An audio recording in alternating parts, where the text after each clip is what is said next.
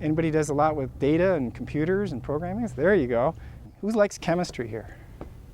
All right, we have a whole chemistry lab. At first glance, this may seem like a job fair.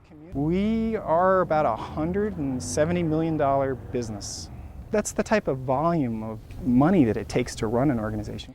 With 515 employees, Tucson Water offers a variety of careers, from hydrology to electrical engineering. We just want to get these kids really empowered, really enthused about school and learning these things. Students from Amphitheater High School visited the Sweetwater Wetlands to take part in a discovery program that offers 4 different scientific journeys. So you can view Sweetwater through the eye of 4 different scientists. You can either be a botanist, a wildlife biologist, an ornithologist, or a hydrologist.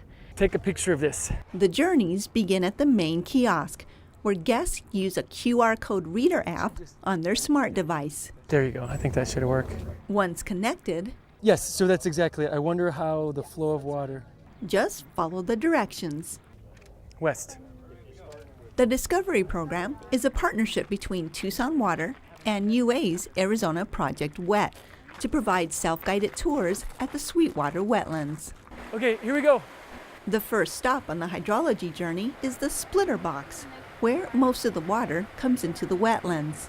And from there, the students or the public are able to walk along and kind of follow the path of the water through Sweetwater Wetlands. What will you do to answer the question, how is the flow of water managed in the Sweetwater system?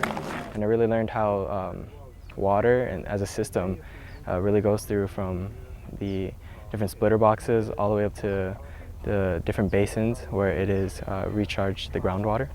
How will you record your Sweetwater system observations? Now the recharge basins? Yeah, I think down the recharge basins. The hydrology journey took the students past the settling ponds and recharge basins.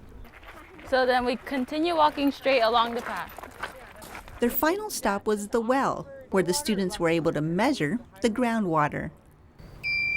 So what you're going to do is you're going to lower this down the well, and when it hits water, it's going to make that beeping sound. And what you're going to do is when you get to that point where it just starts to beep, you're going to pinch the line at the top of the well casing here, and that's going to be your measurement, and that's going to be the depth to the groundwater. The sensor was lowered and lowered. It went down pretty deep, like 150 feet.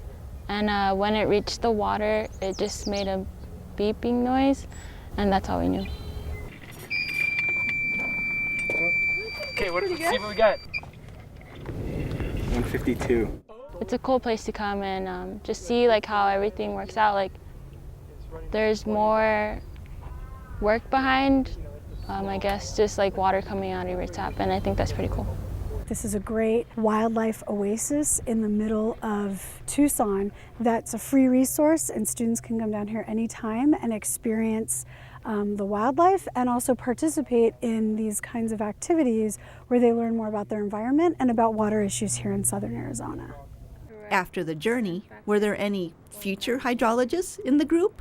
Water is our most important resource. None of us can do without it.